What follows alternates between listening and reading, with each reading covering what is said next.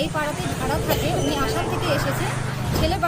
ছেলের বাড়িতে টাকা পয়সা ওনার দুজনকে দেওয়া হয়, সেজন্য ওরা কি করেছে, পাড়া প্রতিবেশীকে একটা প্ল্যান করেছে, মিথ্যা প্ল্যান করেছে যে মেয়ে যদি কোনো রকম সুসাইড করে তাহলে সেটার দায়িত্ব আমি নিজেই হব, আমার ছেলের বাড়ি কোনো রকম ওরা জিম্মেদার নেবে না। কিন্তু পাড়ার লোক এই কথাটা শোনার পরে, পাড়ার লোক তো আমাকে দেখেছে, আমি 3 দিন থেকে এখানে ধর্নায় বসেছি। পাড়ার লোক লাস্ট পর্যন্ত ওই মহিলাকে বলে যে আমরা তোমাদের সাথ দেবো না, কারণ ওরা নকলি একটা নোটিশ করে, ত্যায্যপুত্র নোটিশ করে আমাকে দেখানো হয়, আর আমাকে বলে ছেলেকে তো ত্যায্যপুত্র করে দেওয়া হয়েছে, তাহলে ছেলে এখন এখানে নেই, তুমি এখানে কি বলে ধর্ণা দিতে পারবে না, ছেলের বাবা মাকে ফাঁসাতে পারবে না, এই কথা বলে সেই মহিলা। আর হচ্ছে মলয় নামে যে রিপোর্টার ছিল তিনি এই কথাটা। পাড়া প্রতিবেশী তো ইনারা না? হ্যাঁ, পাড়া প্রতিবেশী। ইনারা যে আসছে আমাকে উঠিয়ে দেওয়ার জন্য এখান হ্যাঁ, থেকে, আমাকে উঠিয়ে দেওয়ার জন্য, আমাকে হেল্পের জন্য এসেছে। আজকে কিন্তু তারাই আবার তোমার পক্ষে হ্যাঁ, নিচ্ছে? আমার পক্ষে এসেছে। আচ্ছা, যেই ছেলেটা আসছিল তার নাম কি বললাম? মলয়। মলয় কোথাকার ছিল ওটা? আমি ঠিক জানি না, ওটা রিপোর্টার। ইনি এর আগেও আমার সাথে কথা বলেছিল, ঠিক আছে, ও বলেছিল যে আমার সাপোর্ট করবে, কিন্তু আমার সাপোর্ট না, এটা ছেলেদের সাপোর্ট করেছে। দর্শক, আমি দাঁড়িয়ে রয়েছি তুলাকাটা শিব মন্দির যে রয়েছে, সেই শিব মন্দির তুলাকাটা। আমার সামনে যে দেখতে পাচ্ছেন একটি মেয়ে গেটে দাঁড়িয়ে রয়েছে। কারণটা হচ্ছে মেয়ে কিন্তু আজ 3 দিন ধরে তার স্বামীর জন্য শ্বশুরবাড়ির ঠিক গেটে ধর্নায় আছে। তাকে এইভাবে ফেলে রেখে তারা এখন পলাতক। তার বক্তব্য, তার যে ন্যায্য বিচার এবং কি ন্যায্য পাওনা তার স্বামী তাকে মেনে নিক। আজ পালিয়ে বিয়ে করেছে, 4 বছর হলো। তারা কিছুদিন যাবত ভাড়া বাড়িতে থাকলেও তাদের মধ্যে কেস কামারি হয় এবং কি সালিশি সভাও নাকি হয়েছে।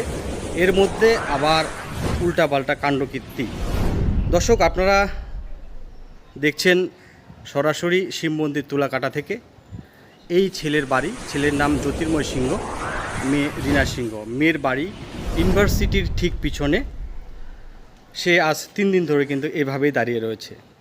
প্রশাসন এবং সমাজের লোকজন এখনও চুপচাপ রয়েছে। আমরা এর একটি সঠিক তদন্ত চাই এবং কি ন্যায্য তাকে। এই যে পরিস্থিতি বর্তমান, আমরা অনেকেই শুনেছি বিভিন্ন জায়গায় বিভিন্ন রকম ঘটনা, কিন্তু আজ ঠিক শিব মন্দির তুলাকাটায় একটি মেয়ে এভাবেই তার বিচার এবং এই ন্যায্য পাওনার দাবিতে 3 দিন ধরে দাঁড়িয়ে রয়েছে। সরাসরি দৃশ্য আপনাদের দেখাবো।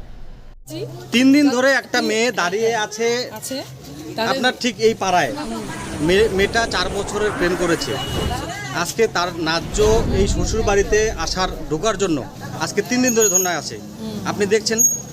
দেখছি, জানি। এই পাড়ায় আপনার বাড়ি? কি নাম আপনার? নাম কি আপনার? সুমিলা সিংহ। সুমিলা সিংহ। কি দেখলেন এই 3 দিনে? আমার চাহাচ্ছি রে যাহা হয়েছে, ঠিক আছে, তাহলে মেটামেটি হোক, আর যেটা ভালো হবে আর কি, দুই পক্ষে মেটামেটি হোক। হ্যাঁ, একদম ঝামেলা না হোক। একটা বেটি যে গেটের সামনে রয়েছে, ঠিক আছে, আর এতটুকু খালি শুনেছো, জানো, আর বেশি কথা পারো না। কি হয়েছে কি অত কিছু জানো না কিন্তু। মানে আপনারা প্রতিবেশী হিসেবে চাচ্ছেন যে মেয়েটা তার শ্বশুরবাড়ি মেনে নিক, এটাই তো? হ্যাঁ, ওইটাই চাহাচ্ছি আর কি।